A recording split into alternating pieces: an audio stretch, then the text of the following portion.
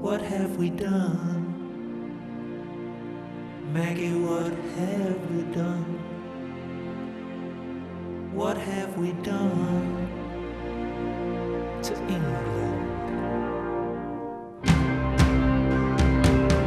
Should we shout? Should we scream? What happened to the post-war dream? Oh, Maggie, Maggie, what did we do?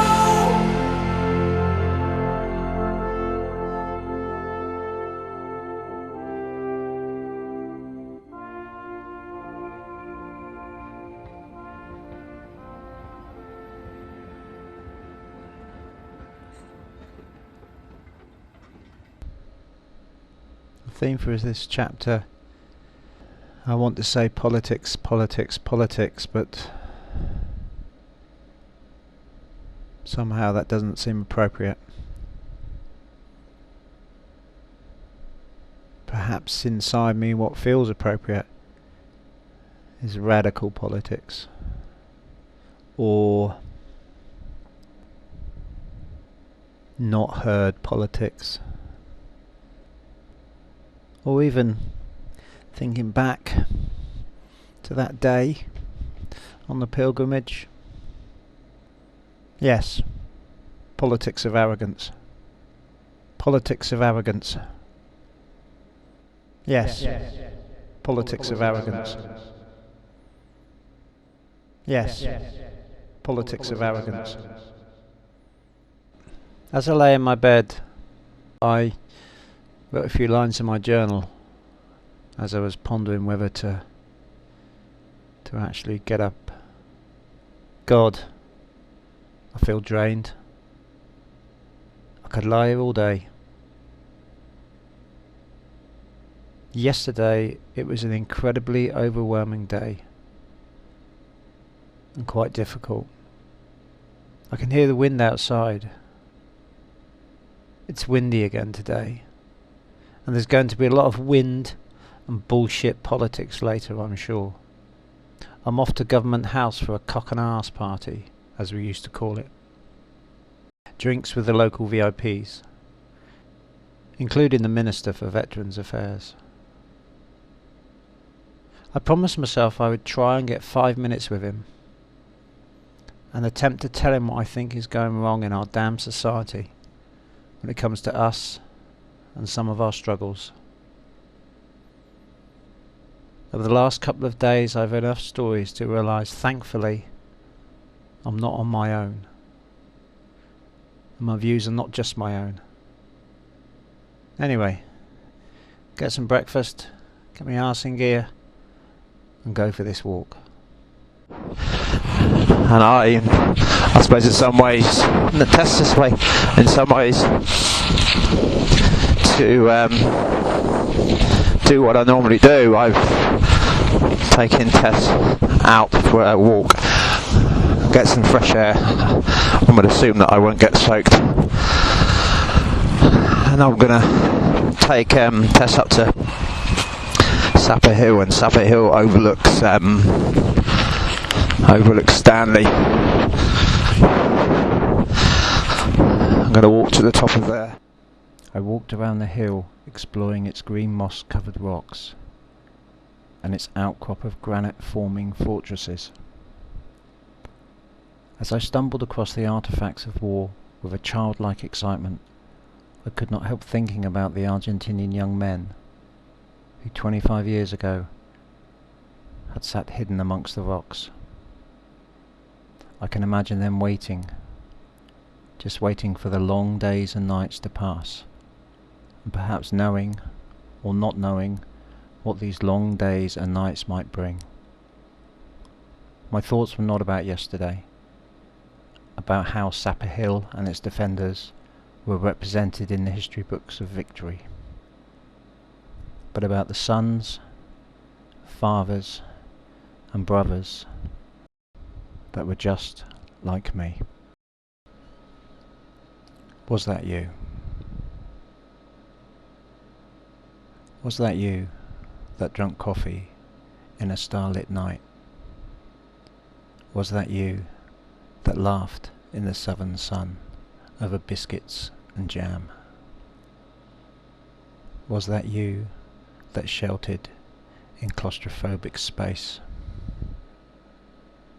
Was that you wrapped in fear and blanket discarded?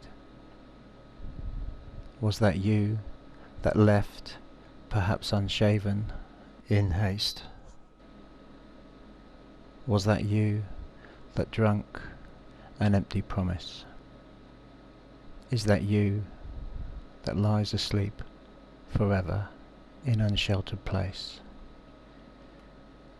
Is that you, Soldado Argentino? Is that you, Soldado Argentino? That evening, I was celebrating the history of victory in Government House. There was the uncomfortable chat, a picture for my mother so she would be proud, and drinks, free, from silver trays. I was surrounded by history, artifacts, once again. Pictures of past governors on the walls, amongst the Queen and Prince Philip. And of course, pictures of Maggie. Maggie watching down over us as we sipped our G&Ts. The minister was busy, so I waited in line. I listened as I waited in line. I listened to the words as I waited in line. And I thought, Maggie, what have we done? What have we done to England?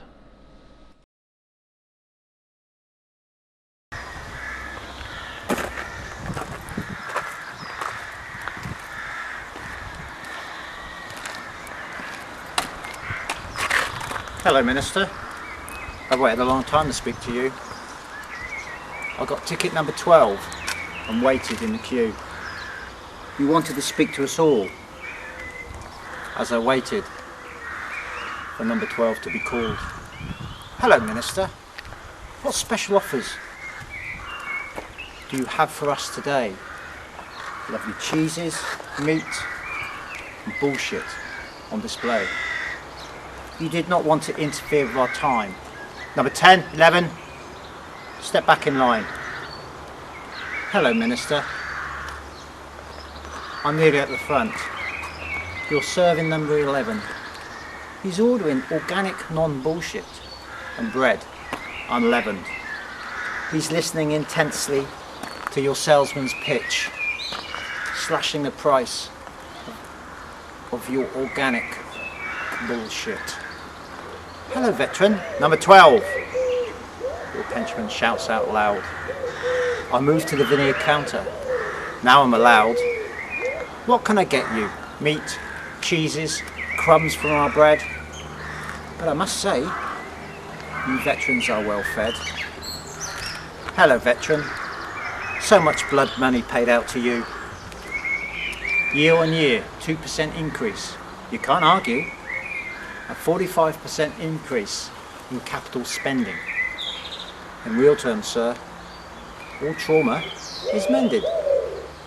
Hello, veteran. I cannot tell you this, but I must admit, I've got a special offer on organic bullshit. No E-numbers, ethical, true. The quality stamp of Downing Street, just for you. Hello, Minister. No thanks, kind sir. Bullshit is not my crime. I just want 5 minutes of your time to listen to my story, because it will not cost. To attend to my story without getting lost. Hello, Minister. You can sell your bullshit in its free-range form, with recycled package and substance lukewarm. You can sell your red poppies once a year. And your expectation? I should not live in fear. Hello, Minister. I'm here to buy compassion and soul, to buy fresh flowers for many to hold.